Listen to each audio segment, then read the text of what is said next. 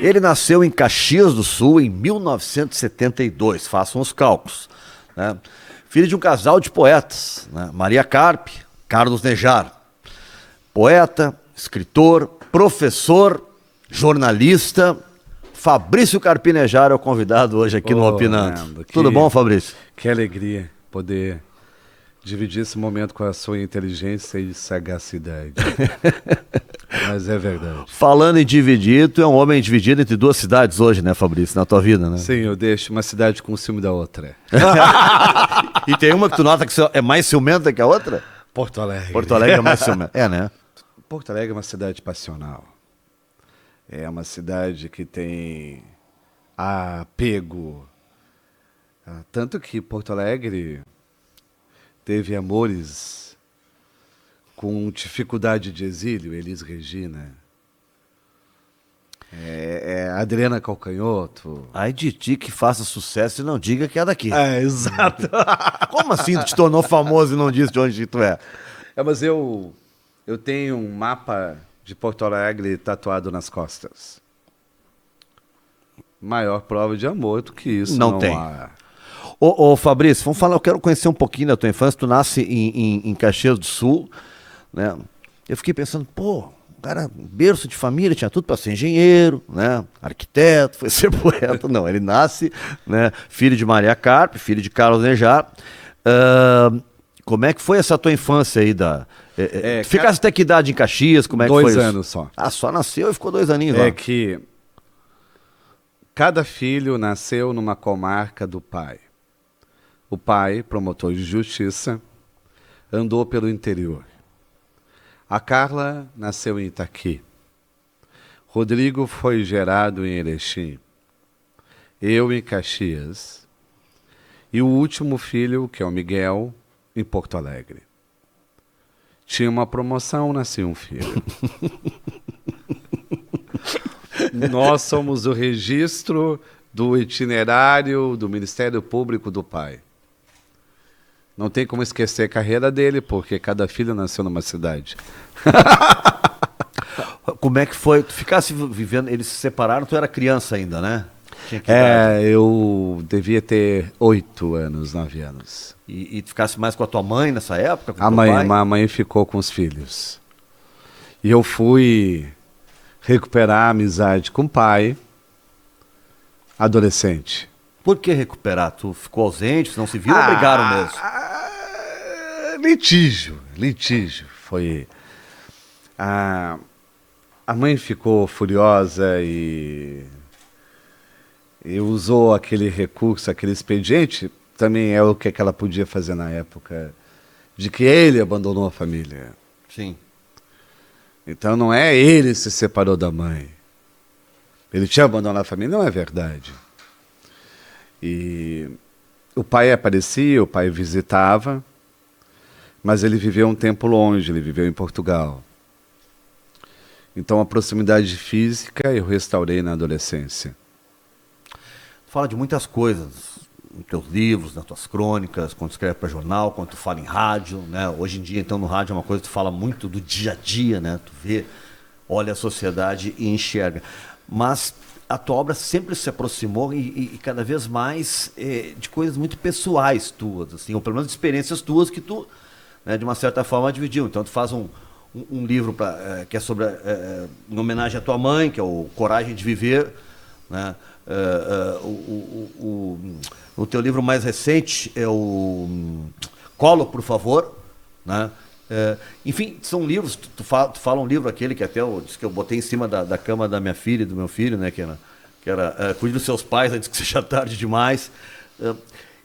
Isso vem de coisas de agora que tu refletiu, ou são imagens que tu tem lá da tua infância que tu consegue agora traduzir elas? Eu tomei uma decisão na minha vida: honrar pai e mãe. Explica isso. Dedicar a minha maturidade a perpetuar o legado deles em mim. Só terá longevidade quem honrar pai e mãe. Tanto que eu busco ser equilibrado com os dois. Se eu escrevo um livro, Coragem de Viver, para a mãe, eu faço uma peça para meu pai. Teatro São Pedro com teu pai, foi lindo.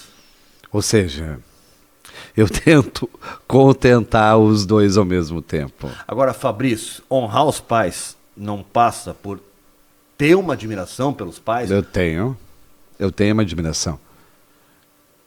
E tenho um cuidado também. Porque eles são sensíveis. Eles são poetas.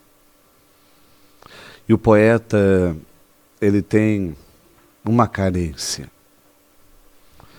Nando, você conheceu vários poetas na vida. Mário Quintana, Luiz de Miranda. Vê, você encontrou algum poeta na vida que não tenha sido carente? Não. Não lembro assim para te citar agora. Não, né? Todos acreditam que não são amados, que não são reconhecidos. Tu bota esse peso nas tuas relações? Não, eu não sou carente. Tu não. Não sou mais. Já fui. Eu cicatrizei a minha carência. Mas tem muito tempo isso? A pandemia. Então é recente. É tá recente. Com 50 anos. Né? É recente. Eu sou de 62, eu tenho 10 a mais. A pandemia foi um choque. Eu acabei com a minha ansiedade na pandemia.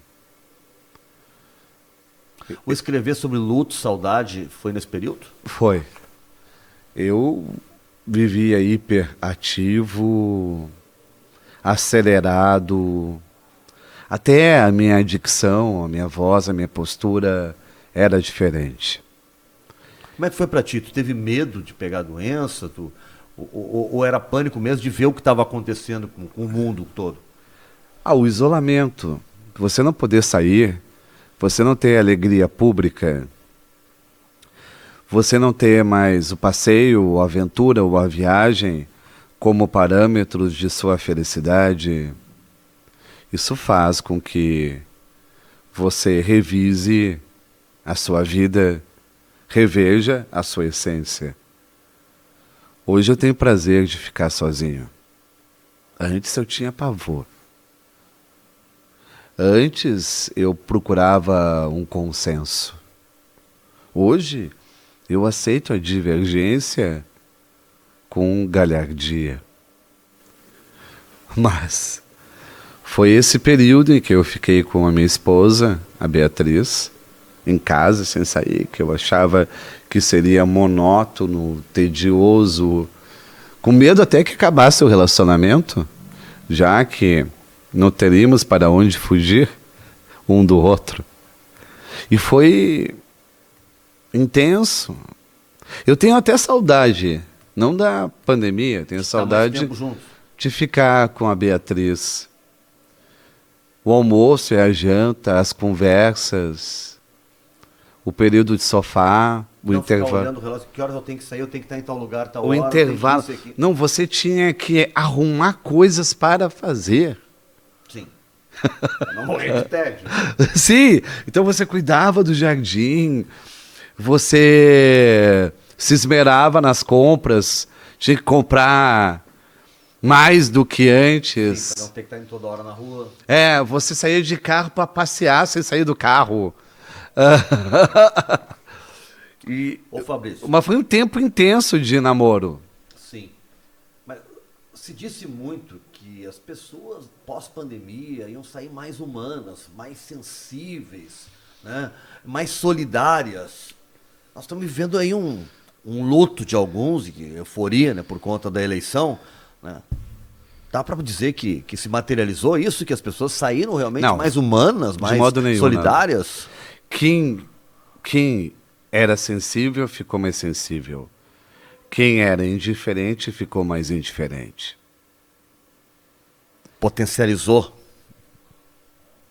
Eu era sensível, fiquei mais sensível. Eu fiquei muito mais aberto, muito mais cordial. O que eu faço hoje é coisa que eu não fazia. Olhar nos olhos. Segurar o rosto com quem eu falo. Cumprimentar forte.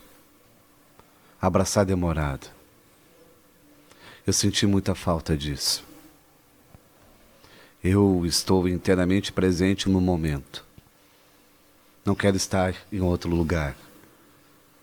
O sucesso é inadequação. Você sempre quer estar no lugar onde você não está. O sucesso é terrível. O sucesso é tão dramático quanto o fracasso. E você não cultiva afetos. Você cultiva interesses.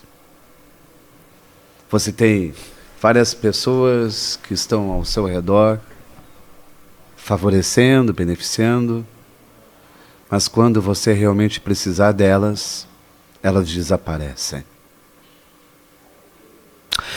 Fabrício, muita gente entra em contato com escritores, com jornalistas, cronistas e tal, para conversar sobre a crônica que escreveu, sobre, né, um tema e tal e tal. Mas tu consegue transpor alguns, mas tu, nesse caso, assim, que é aquela coisa quase de um conselheiro sentimental. As pessoas te procuram para falar de relacionamentos, né? Eu lembro de ti no rádio falando sobre relacionamentos, era uma maravilha aquilo de noite no espetáculo, né? Obrigado. Era maravilhoso aquilo, sinto falta dessas coisas que a gente Também tinha, não tem sinto. mais. Né? Viajar, poder falar, e as pessoas... O que tu notou, assim, a gente tá falando do teu depoimento pessoal, mas o que chegou para ti? Por exemplo, tu fortaleceu a tua reação com a Beatriz. Tu notou isso nos casais em geral? Ou tu notou que as pessoas conseguiram lidar bem com a pandemia? Porque o pós-pandemia, a gente está vendo aí conflitos e mais conflitos. Falou da tua experiência pessoal, mas do que tu recebe? Como é que tu leu o que aconteceu? Relações se destroem pela chantagem. Chantagem.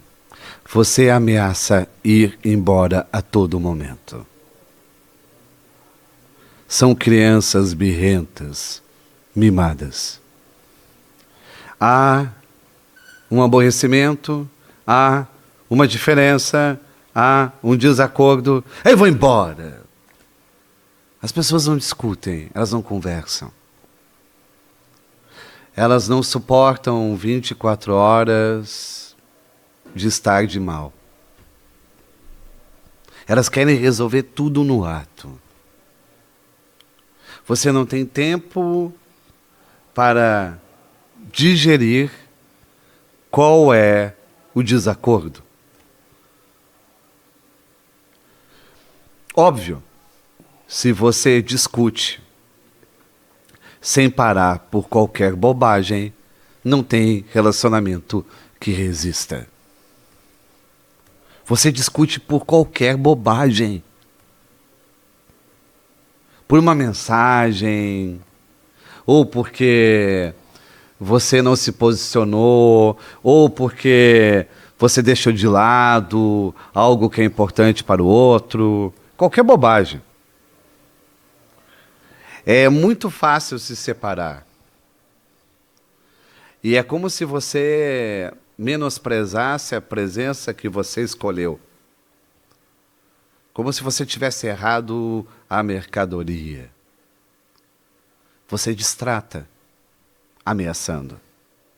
Você destrata com a chantagem. Isso vem com a intimidade? Talvez venha com intimidade, porque nós temos uma noção equivocada da intimidade, que é suportar qualquer coisa. A gente trata muito mal quem nos acompanha. E trata muito bem desconhecidos. A gente se preocupa muito mais com a reputação do que com respeito dentro de casa. O que existe de gente feito só de aparência. Passa pela rede social esse momento, porque hoje tu consegue fazer um mundo de aparências na rede social. Né? Sim, pela rede social. Casais que fazem declarações públicas e que você vai ver 2 meses depois estão se separando. Não consegue nem postergar. E aí você vê que a separação é feita por um comunicado nas redes sociais. Eu quero saber de onde que veio essa mania de comunicado de separação nas redes sociais. Você está mais preocupado em comunicar para seus seguidores... Uma nota oficial. Do que para seus familiares, que é, no meu entender, o único público que interessa. Não interessa para ninguém o resto. Exato, separação é privada.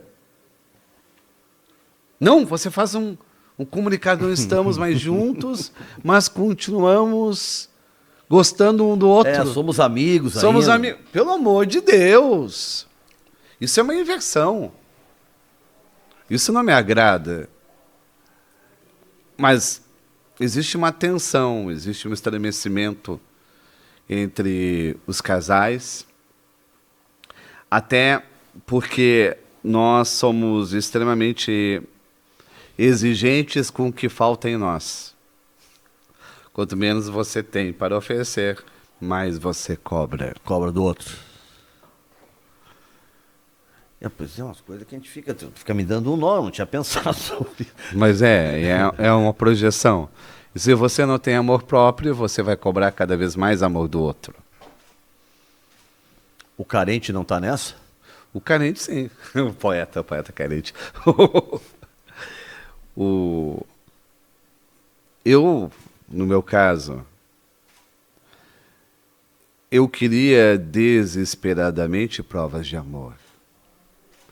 Quando a prova de amor é desnecessária.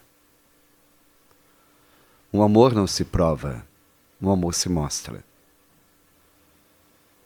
Eu tinha tanto desejo de ser amado que eu não amava. Fabrício Carpinejar, vamos... o mundo de agora, pós-eleição, e essa briga toda, essa confusão que está acontecendo, a gente vai se organizar, vai ficar... Isso deu palestra sobre luta, eu estou te perguntando porque eu acho que isso tem um pouco a ver com a dificuldade de conviver com a dor, com a frustração, com uma derrota, entre aspas. Eu nunca tinha visto esse nível de agressividade nos meus 60 anos. Eu só tinha 2 aninhos em 64, eu não peguei mas eu nunca tinha visto esse nível, Fabrício. É uma truculência. Mas isso se agravou desde 2014. 14, o processo quando o Aécio não ganhou a eleição. Não aceitou a eleição da Dilma. Sim, não aceitou. Aí depois, em 2018, o Fernando Haddad também não aceitou. Aí virou moda, ninguém mais aceita. Ninguém mais aceita. Não existe a cordialidade de cumprimentar o vencedor. Você julga o processo como irregular. E nunca houve um processo, pelo menos da urna eletrônica, tão seguro. Mas aí começa a entrar o conflito dos poderes, judiciário, executivo, legislativo. E as pessoas, elas vivem no mundo da fantasia da fake news. Aí eu fico pensando, elas não querem confirmar a fake news, ou melhor, desconfirmar a fake news. Elas fazem questão que seja fake news. Isso aqui não é verdade, eu sei, mas bem que podia ser. Bem que podia ser. Eu quero passar isso adiante. É uma paranoia. Você pensa, a outra pessoa vai ficar constrangida por estar passando uma informação equivocada. Não! Ela se sente orgulhosa. Aí eu passei essa informação e todo mundo acreditou. Isso antes tinha das fofocas de rua, né? Só que com a rede social isso aí se transforma numa coisa que tu liquida com uma pessoa, tu cancela pessoas. Nossa, e eu falo, Nando, que é o mais difícil. Eu acho que deveria ter uma educação para as redes sociais. Crianças não poderiam estar nas redes sociais. Imagine a gravidade de um menino, uma menina de 10 anos cancelados. Eles não têm comunidade, eles não têm estrutura psicológica para isso. Eles não têm estrutura para suportar o deboche de todos ao redor, inclusive de desconhecidos. A sua criança, seu filho está preparado para receber uma enxurrada de comentários a respeito da aparência dele? Não. Nenhuma criança está preparada. E não existe regulação disso. Aí você já vive para a rede social, sendo banido ou não, e não vive mais para a família. Já viu, o cara vai num show que ele sonhou a vida inteira, ele está na frente do artista, ele passa o show inteiro assim, ó. Com a câmera. Ele olha o show pela câmera. Não, E sabe o que ele vai fazer com aquele vídeo? Nada, ele nunca vai olhar aquele vídeo. Não, ele vai postar nas redes sociais somente isso. Só, ele não vai olhar. Ele foi para o show pelos outros. Não para ele. Eu fico impressionado, tu olha assim, tá vendo na televisão, tem uma matéria sobre um show, tá o artista na frente das pessoas, tá todo mundo com o celular. Se eu pudesse, eu iria para show sem celular. Eu só não vou porque eu vou precisar do aplicativo de transporte do Uber. Chamar o aplicativo do Uber. Mas o que eu faço é, eu e a B escolhemos um dos celulares para ir. Não, o sujeito faz uma foto para registrar, eu estive aqui e tal, beleza. Ele Acabou. quer registrar. Acabou. Agora não vê o show, passar o show inteiro Acabou. com o celular. E o cara também paga uma grana para estar ali. Fotografia de prato, eu não aguento mais. A pessoa vai tirar a fotografia do prato. E ela não deixa você comer. O prato, quando tu vai me dá um... Vem a comida. A pessoa não deixa você comer porque ela tem que fotografar primeiro. Não mexe, senão vai estragar. Alguém fotografa um bife, nada, arroz, feijão e ovo? Nunca vi. Nunca vi um guisadinho. De cenoura e arroz, ninguém. Comida caseira não entra. Buffet aquilo não entra. É aqueles coisinhas pequenininhas. E o prato mais fotogênico é o camarão. Tem camarão, não importa como, vai tirar foto. Camarão é a vedete. As aparências enganam, aos que odeiam e aos que amam, né? Diria o poeta. Mas se a gente já sabe o quanto era importante para as pessoas a aparência na rede social potencializou isso. Potencializou. Aí tu coloca um filtro no prato e tal, mas existe uma comercialização das redes sociais. Contas pessoais que viraram cardápios. É sempre um prato como se você comesse aquilo sempre. Não é verdade? Você saiu uma vez a cada 15 dias e tira uma foto, aí tira a foto de todos os presentes e fica postando aleatoriamente. Pra dizer que todo dia tem alguma coisa. Mas não dá. Eu quero comer, eu não quero ficar preocupado com foto de prato. Entendeu? Deixa a comida esfriar, deixa a vida esfriar. É isso que tem sido. Você está numa festa, você está num momento privado da vida, tem que tirar foto. Fabrício, a gente está em meia feira do livro. Me ajuda aí, o que tu vê assim de gente surgindo, novas gerações aí? Porque nós temos que renovar, vai ter que estar sempre surgindo gente. Quem que tu vê que está surgindo? Tu tá curtindo, né, a nova geração que está chegando? Eu curto. Ana Martins Marques é uma grande poeta brasileira, né? A Angélica de Pelotas também é uma grande poeta. Eu acho que o protagonismo feminino vem com tudo. Vem com tudo. Eu sinto só falta de crítica literária. A figura do jornalismo de crítica na literatura. Não tem. É o factual. É alguém lançando o livro. Não tem resenha. É só aquele livro que é lançamento e tal. Às vezes pega a ficha do livro, ficha de leitura, aquela que já vem pronta. Né? Não tem um parâmetro. O crítico que lê o livro escreve sobre ele. Havia críticos que norteavam a sua biblioteca. Wilson Martins, críticos que tinham bagagem. A Bárbara no teatro. Você sabia que... Aqui em Porto Alegre, na música, Juarez Fonseca, lá Exato. no Correio Osílio Lopes, né, que a gente lembra. O Antônio Rolf ainda escreve crítica de teatro. E talvez seja a única crítica teatral do Rio Grande do Sul. Falta gente, não há interesse em que esses profissionais... Não há interesse no assunto. Porque se tu pegar em rádio, me diz programas culturais de rádio. Eu acho que... Tem o da Camila Diesel hoje, às 7 da noite, que eu lembro. Família das gravadoras, essa família das distribuidoras, não tem interesse em ter avaliação de um show. As editoras não têm interesse na avaliação de um livro. Pode prejudicar a venda? O cara vai lá e dá um pau no livro? Não, porque elas terão muito mais retorno com influenciadores digitais. Pensa, Nando. Quanto que existe? Qual é a tiragem da nossa maior revista? A Veja? É. Puxa, não sei se sai... não sei dizer. 3 milhões, talvez? Não, menos, muito menos. Ainda impressa é muito menos. Tu vai ter contas nas redes sociais com mais seguidores do que os principais veículos de imprensa. Muito mais seguidores.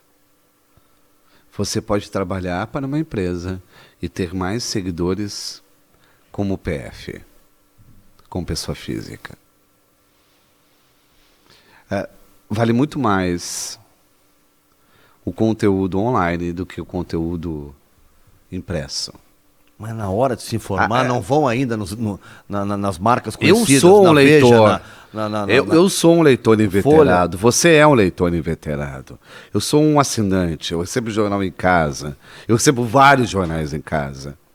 Tu ainda recebe os impressos Sim, em casa? Sim, recebo. Eu assino a Zero, eu assino a Folha, eu assino o Estado de Minas, eu assino o Tempo, eu assino os jornais. Mas... Tu assina a Zero e o Estado de Minas para não dar crise naquele negócio de filmes entre cidades, né? Não, porque eu gosto mesmo. Eu gosto dos jornais. Mas as pessoas não precisam mais de jornais. Existe uma capital como Curitiba. Não tem um jornal impresso. Curitiba não tem mais jornal. É só online. Não tem mais nenhum jornal em Curitiba? Só online. Gazeta é online, Folha é online, tudo é online. Não tem jornal na cidade.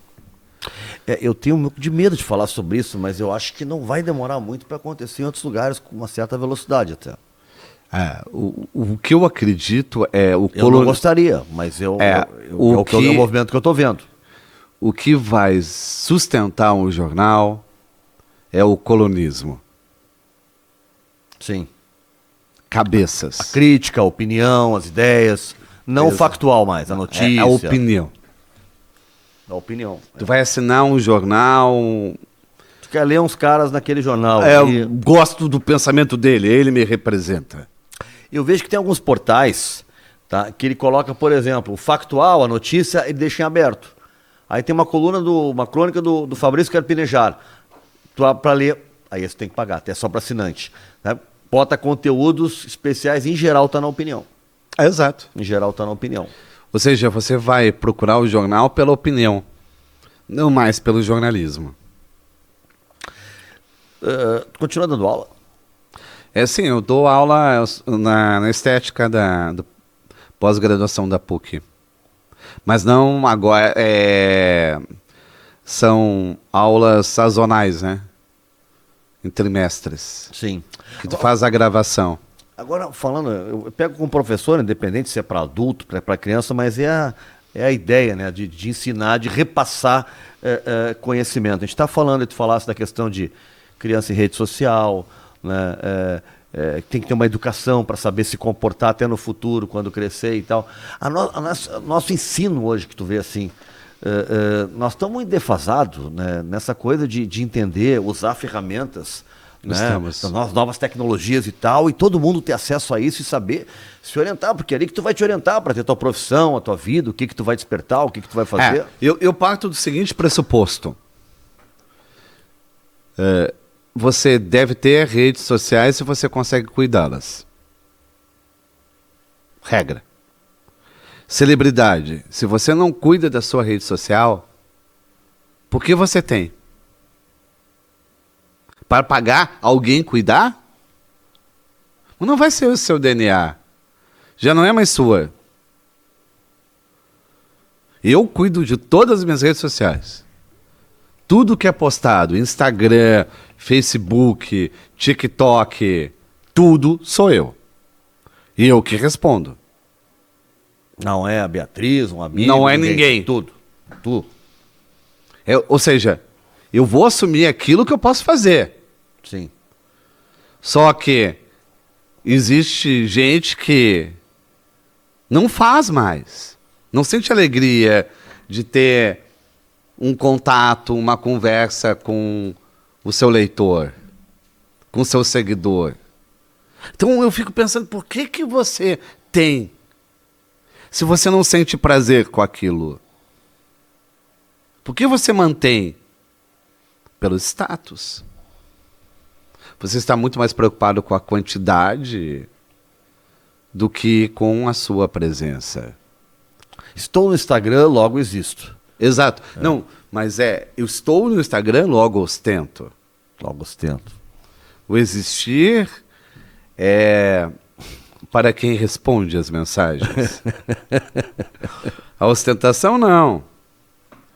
E o que eu lembro que teve um artista que me plagiou, um músico famoso. E ele colocou uma frase minha que é: nunca saberemos quando será a última vez. Certo. A despedida já pode ter acontecido. E eu estranhei primeiro, o artista colocou essa minha frase. E estava no contexto que tu falaste, pelo menos? Não, estava igual a minha frase. Igual? Só que ele colocou como se fosse dele. Ah, entendi. Aí eu entrei em contato com o artista. Olha, eu não sei como que você pode se apropriar de um conteúdo, já que você trabalha com letras, sabe como funciona, o direito autoral, não sei o que aconteceu. E aí me respondeu o assessor dele. Ah, não foi ele, foi o assessor. Foi o assessor que copiou uma frase minha para ser valorizado pelo artista. Aí Era para te promover que ele fez isso? Não, para promover ele mesmo. Mas como valorizado pelo artista? Pelo músico. Sim. Olha como o meu produtor é inteligente. Olha como o meu assessor é ele inteligente. queria fazer uma média produtor como se... Usou as frases. Usou as frases. Esse artista... O assessor respondia a rede social dele. Exato. Esse artista nem sabe que eu existo. Mas a música continua lá com a letra. Não é a música dele. Ele usou uma postagem dele. Num contexto, tá? Numa postagem. Sim. Essa frase como edificante, junto com os fãs. Mas ele não sabe que eu existo. Então, ele me plagiou, fez uma retratação e não sabe que eu existo. Porque ele não deve ter visto nada disso. Foi tudo o assessor que fez pra ele. Foi tudo o assessor. Fabrício Carpinejar, por que o luto entra na tua vida e tu começa a falar sobre isso, e dar palestra sobre isso, e debater sobre o luto, sobre a saudade? Em que perspectiva entra isso na tua vida?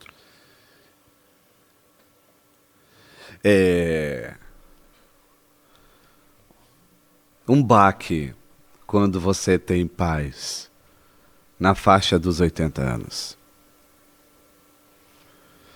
E você pergunta: onde eu estarei daqui a 10 anos? E tu tem futuro. Você pode pensar em ir para o Japão, Toscana, ou fazer uma pós-graduação, você tem projetos. Seus irmãos têm projetos. Seus amigos têm projetos. Aí coloca essa pergunta nos pais de 80 anos. Dificilmente eles estarão aqui. E a morte se aproximou de mim com a sua tesoura afiada. Morte, esse é o alfaiate. Quando que ela esteve mais próxima, Fabrício? Foi nessa projeção. Eu vi que eu não poderia mais protelar, adiar. A perspectiva era, eu vou estar sem meu pai ou sem minha mãe daqui a um tempo e a vida segue, eu vou ter que continuar vivendo. Mas quando os pais morrem, é esse momento que você envelhece, de vez, definitivamente. A sua morte começa a contar quando seus pais morrem. Você tem uma outra dimensão do limite. Você assume uma precariedade. Você vai para o outro lado do balcão. Você muda a sua natureza. Você não quer ser mais invencível, invicto. Nós estamos falando de um luto, de uma dor, mas que é o processo natural da vida. Os filhos enterram os pais. É o processo natural. Agora há momentos que a vida inverte isso. E tu, ao se aprofundar nesse assunto, deve, né, e com certeza, teve depoimentos, conversou com pessoas. Como é que é lidar com a dor de quando tu perde, por exemplo, alguém se recupera da dor de perder um filho? Nunca. Jamais. Uma das situações que mais me irrita é quem usa o termo de ressignificar. Patavinas ressignificar. Como assim ressignificar? É como se fosse uma reciclagem. Você tem que transformar algo ruim em bom. Não tem a ver com o debate sobre o luto que travou com a tua mãe? Acho que foi há 2 anos, há 1 ano? Não, aquilo é sobre a esperança. Ali era a esperança, tá. Mas a questão de ressignificar é como se você tivesse a obrigação de converter uma morte em aprendizado. Me diz... Tudo tem o seu lado bom. Me diz, Nando, o que você vai aprender com a morte de um filho? Nada. A sofrer, só isso. E quem é que quer aprender a sofrer? Mas aonde tem um material edificante nisso? Eu não entendo. É falta absurda de empatia. Mas, Fabrício, não pode ser aquela coisa de um cara que não era lá um cara muito legal e com a morte de um filho, de uma filha, ele percebeu a vida de uma forma diferente. Estou tentando entender isso, né? Consegue ele daí passar a ser uma pessoa melhor? Ninguém se torna uma pessoa melhor com a morte de um filho. Eu estou tentando só entender. Mas é uma mentira social, porque a gente não admite que o luto seja eterno. O amor é eterno, o luto é eterno. Mas é possível ser feliz com o luto eterno? Sim. Você vai ser feliz doendo. Em algum momento, toda hora vai entrar aquilo, vai lembrar e vai ter... Vai ser feliz doendo. Mas as gargalhadas mais bonitas que eu já ouvi na minha vida vieram de quem atravessou lutos terríveis. Porque a pessoa sabe o quanto custa o riso, o quanto demorou o riso. Por isso que as tuas risadas são tão fortes, tu valoriza muito o riso. Eu valorizo o riso, mas eu nunca tive essa experiência. Mas para quem está nos assistindo entender a gravidade disso, deve pensar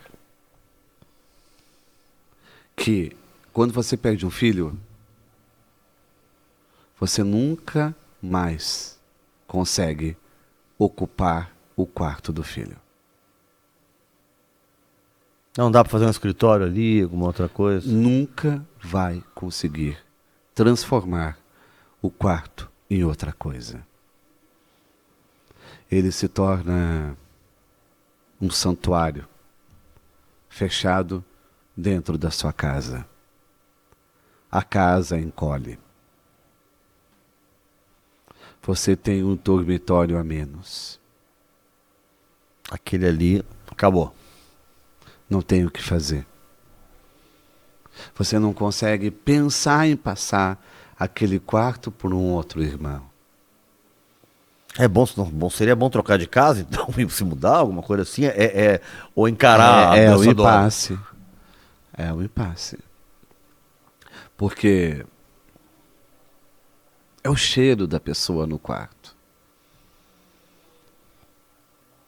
Já é insuportável o cheiro da pessoa na roupa, mas é o cheiro da pessoa no travesseiro, é o cheiro da pessoa no lençol, é o cheiro da pessoa na cortina, é o cheiro da pessoa nos livros. Em todas as partes. A saudade é tão injusta na morte de um filho que você tem medo de perder a consciência. De não ter o equilíbrio, maturidade suficiente para Perder a consciência. Então, tratam o luto de um modo burocrático, como se todos os lutos se equivalessem. A ideia é deixa a pessoa sofrer o quanto ela tiver que sofrer. Não, a ideia Porque sempre tem aquele, não, sofra, vai melhorar, sempre tem aquela coisa. Sofra 2 semanas, 1 mês e depois tem que continuar a sua vida. Aí vem com aquele papo engenhoso. Vai seguir a vida pelo outro, na memória do outro. Hã? Não, você não consegue fazer isso. Por quê? Não está em questão o amor que você sente pelo outro, que partiu. Quando você está no luto, você deixa de se amar. Você não tem mais amor por si mesmo. Você não se sente mais bonito, você não se sente mais importante, não se sente mais admirado. E você perde os prazeres mais elementares da existência. Você não tem mais prazer de comer, prazer de conversar, prazer de dormir, prazer de sair, prazer de se arrumar. Você se maltrata porque não admite que não conseguiu impedir uma despedida, uma morte. Até recuperar esse amor próprio demora. Fabrício, os relacionamentos estão mudando entre casais, sejam 2 mulheres, 2 homens, homens e mulheres, homem e mulher. Eles estão ou aquela coisa do a moda antiga, ou aquela coisa como são coisas que são eternas, que não terminaram, né? Ou tu nota que mudou demais as coisas, a tendência é cada vez essas novas gerações. Eu tenho uma de 17, por exemplo, minha filha, novas gerações, então vai ser o padrão de relacionamento, isso que eu quero chegar, é completamente diferente do que a gente viveu. São conflitos de gerações. Mas isso sempre existiu. Mas mais nítidos agora. Mais radical o negócio. No caso da sua filha, 17 anos, ela não se importa tanto com romance. Ela se importa mais com amizade. Ela até pode ficar com um amigo. Mas o que interessa é a parceria e a cumplicidade. Ela nunca vai colocar uma amizade em risco em função de um namoro.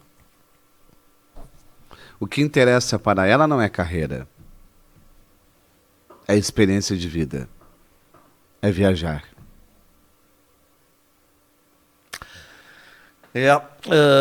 E tu sabe que a gente está falando sobre isso, fica falando. Mas é muito diferente. É muito louco. Muito diferente da frequência que nós vivemos, ou que quem tem 30 anos vive, por exemplo.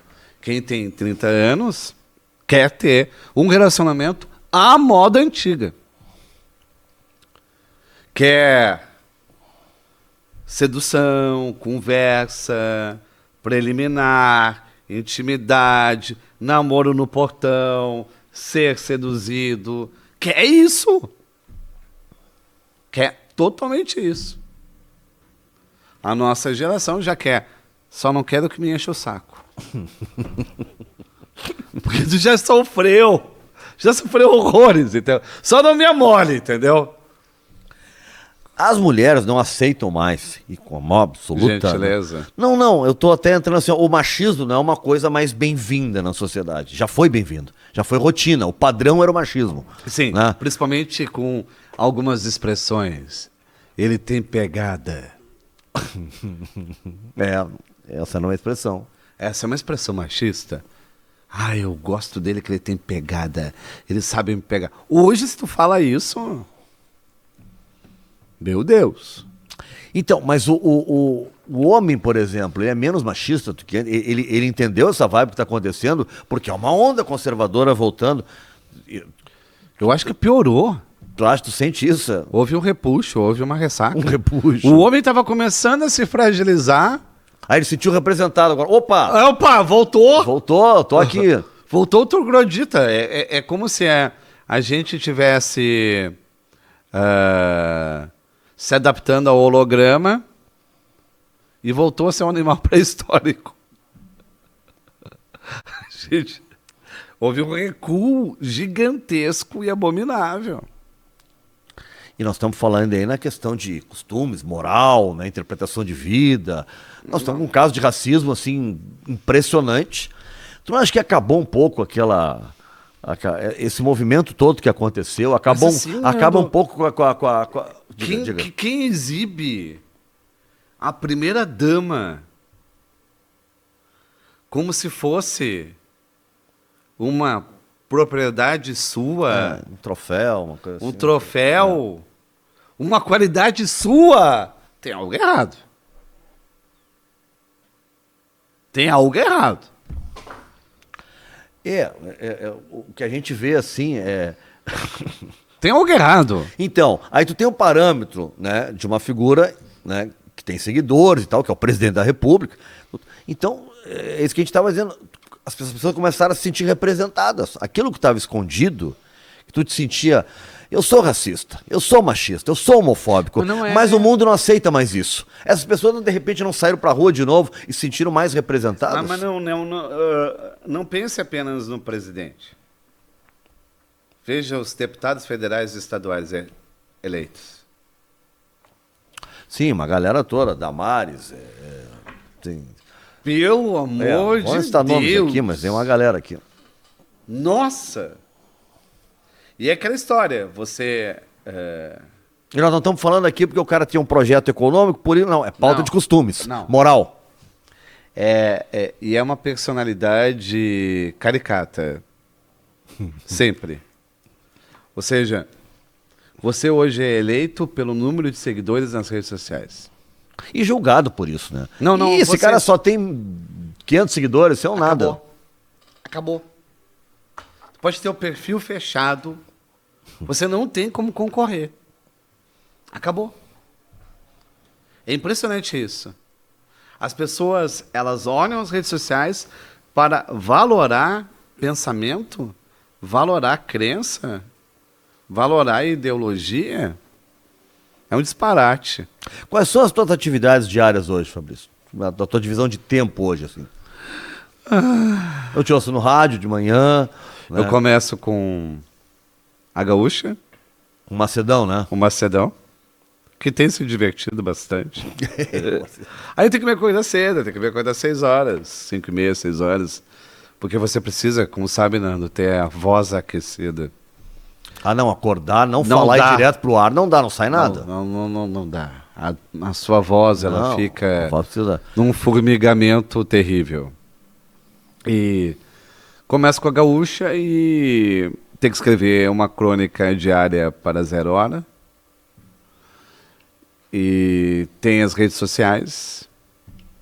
Eu posto todo Para um dia. escritor, uma crônica diária é algo divertido ou é uma pressão danada? O que eu vou escrever hoje? Que assunto eu vou falar hoje? É sofrida essa crônica diária ou tu te diverte fazendo ela? Eu me divirto. Não mente. Não estou mentindo. Eu sofro quando eu tenho que fazer mais pesquisa. Por conta da... Quero falar sobre tal assunto. Daí tu Tem que falar te sobre aprofundar. economia. Nossa, eu Fudeu. vou ter que fazer índices, eu vou ter que ler e me aprofundar em artigos. Aí vem o tempo contra mim. Mas quando é comportamento, política, eu tenho facilidade. Parece que não, mas eu tenho. Eu trabalhei com política durante muito tempo. Aonde? Câmara Municipal, O que tu fazia na Câmara, Fabrício? assessoria de imprensa. De algum deputado ou da Câmara Da mesmo? Câmara Municipal de algum São deputado, Leopoldo. algum vereador? Eu trabalhei 8 anos na Câmara Municipal de São Leopoldo. Em São Leopoldo. Fazia projeto de lei, fazia alteração em regimento, fazia tudo. A tua formação é de jornalista? É jornalista. Jornalista. E pós-graduado em letras. Fizesse aonde jornalismo? Eu fiz jornalismo na Federal. Fabico? E pós-graduação também na Federal. Então, quando o assunto exige mais, aí ter um dia para fazer, né, é complicado. Mas eu sou muito leve. Eu tento fazer o meu melhor texto. Às vezes, eu vejo que não vai ser possível. Aí eu tento ser o melhor dentro do possível. Percebe quando tu escrevi um troço a fuder agora. Tá, né? Hoje não vai sair. Tu consegue perceber isso na hora. Na hora. Na hora. Eu falo. Não rolou. Acertei o alvo. Nossa. Mão batizada. Maravilhoso. Mas tem horas que eu falo, olha, eu me esforcei para tal. Mas eu me esforço. E tu é um cara assim, isolado pra escrever, ou tu vai ali, Beatriz, parei nisso aqui, não consigo, não sei o quê. Fulano, eu tô aqui. Tu faz isso ou não? É eu em meu momento pra escrever. Eu saio de casa para escrever. Como assim, Fabrício? Eu escrevo no celular. Tu consegue escrever no celular? Com um dedo. Assim? É como eu escrevo. Então tu leva um tempão pra escrever? Rapidíssimo. Mas que barbaridade. Eu escrevi todos os meus livros recentes no celular. Não posso acreditar nisso. Te mostro. Todos os livros eu escrevo no bloco de notas. No bloquinho de notas, ele vai escrevendo tudo. Todos os meus textos estão no bloco de notas. O que eu faço?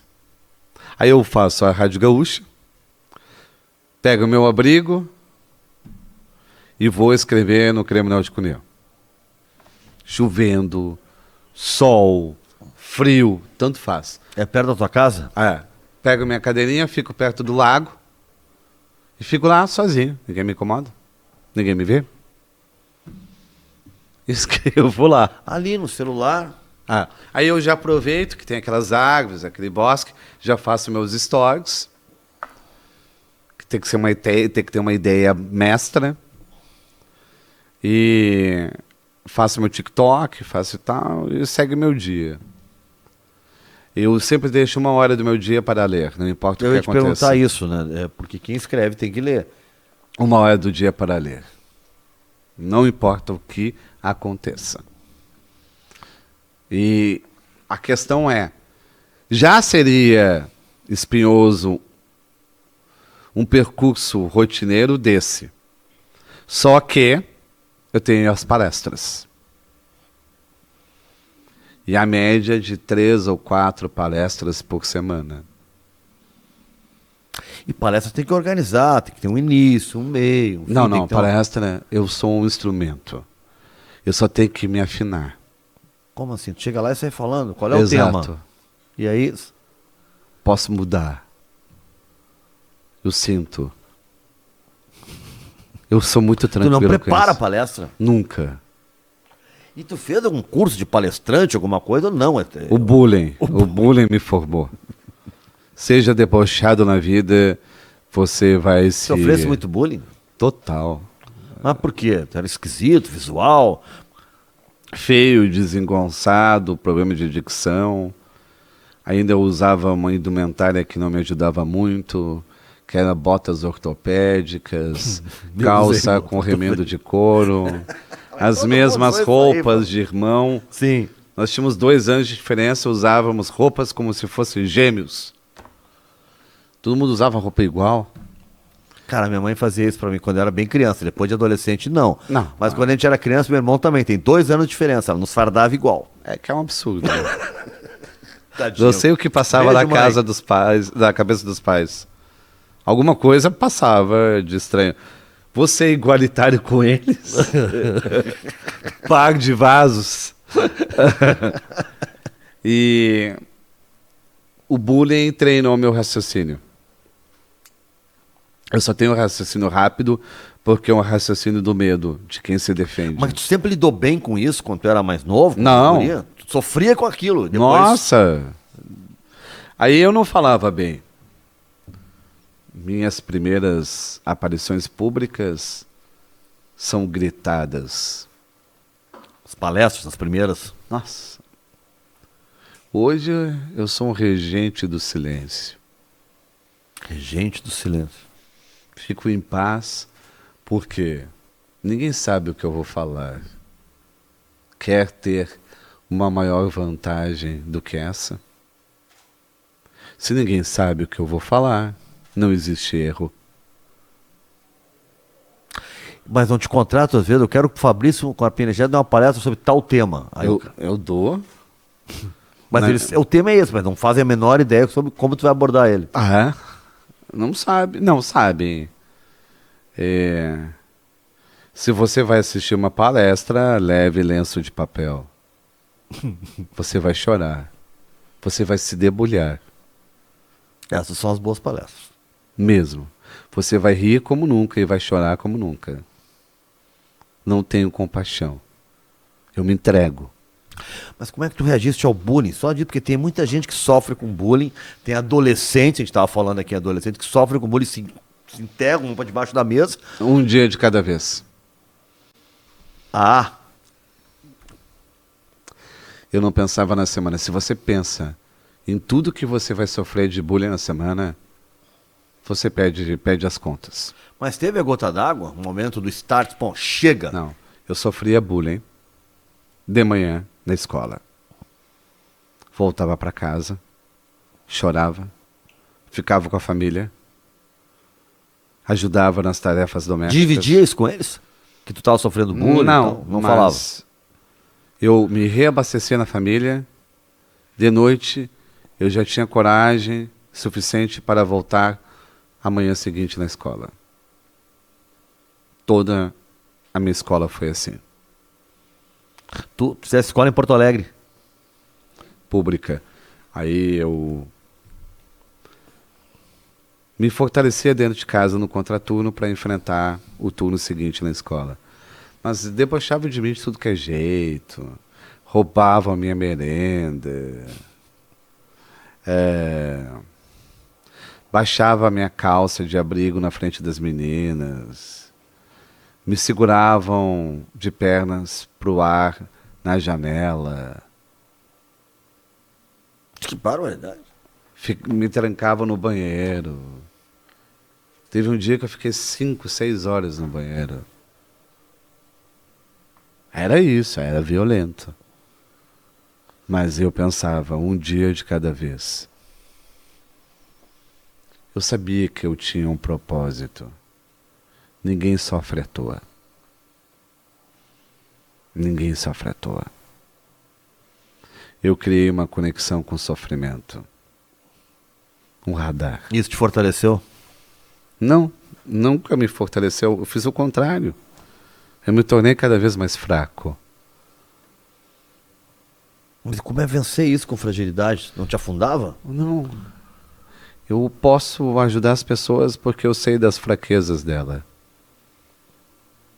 Quem é forte não enxerga. Quem é forte passa reto. Quem é forte só quer chegar em casa e dormir. Eu não. Isso que faz eu escrever. Que me faz escrever. Eu quero ser cada vez mais frágil, cada vez mais vulnerável, cada vez mais exposto. Entender que nós estamos aqui de passagem. Fabrício Carpina me deu um nó aqui em algumas coisas, mas é muito legal. Mas a gente está de passagem. Ele sempre fez isso. Quem acredita que quer ter residência fixa aqui sofre mais ainda. Uma vez eu vi tu no rádio falando, nesses programas noturnos, né, que o casal, às vezes, para não se entediar, daí tu dando conselhos, né? Tinha duas possibilidades. Olha, cara, se tu tem grana, faz que viagem toda hora, vai passear aqui, ali e tal, né? Que daí não vai morrer de tédio. Se tá com pouca grana, reforma a casa, cara. Nossa, eu acabei de escrever uma crônica sobre isso, vai sair no final de semana. E o cara acha que reforma a cara, não tem dinheiro, não, cara, reforma, tira o sofá da sala, bota no quarto, a cama, bota no banheiro, faz alguma coisa. Escrever sobre isso, né? Eu acho que os pedreiros salvam o relacionamento. É só fazer um puxadinho, faz uma transformação de... Cara, minha mulher, por ela, passaria 365 dias do ano reformando a casa. Mas é um vício. Você começa a reformar. Me diz, ela você só nos vendo agora, tem cura isso? Não tem. Não tem Mas vocês nunca vão se separar. Bom, ajuda. Ajuda. Já tem uma boa consequência. Nossa! Quando o casal se une para combater prazos e chuva e mão de obra, nossa, nunca se separa. Funciona. É que aí você entende o significado de equipe. É uma equipe. Casal tinha que ser equipe. O casal é formado dos melhores amigos. São os melhores amigos. Quando tem amor, são os melhores amigos. Fabrício Carpinejar. Cara, muito obrigado pela presença. Para mim foi uma honra. Sensacional. Ele passou o dia envolvido. Veio do interior agora. Estava onde, Fabrício? Lavras do Sul. Lavras do Sul. Veio direto para cá com uma mochila, que eu vou dizer uma coisa. Olha, eu peguei a mochila. Não, daqui que eu tem um microfone, tem tudo ali naquela mochila. Impressionante. Não é barras de ouro pesada, nada. O homem está aqui. Fabrício, muito obrigado. Tá? Parabéns pelo teu sucesso. Sou um admirador. Eu também tenho uma grande admiração pelo seu trabalho. Nós éramos chamados de irmãos. Muita gente dizia que eu era irmão. Vem cá, tu é irmão do Fabrício, que nós trabalhávamos na RBS juntos, os dois muito parecidos. E digo mais, Nando. A história te reserva ainda capítulos incríveis. Querido. Eu tô te falando. Muito obrigado, cara, por estar aqui. Cada vez mais sucesso para ti. Mais 50 anos, hein? Mais 50 anos. Gente, obrigado. A gente conversou com o Fabrício Carpinejar. Semana que vem a gente está de volta com Opinando.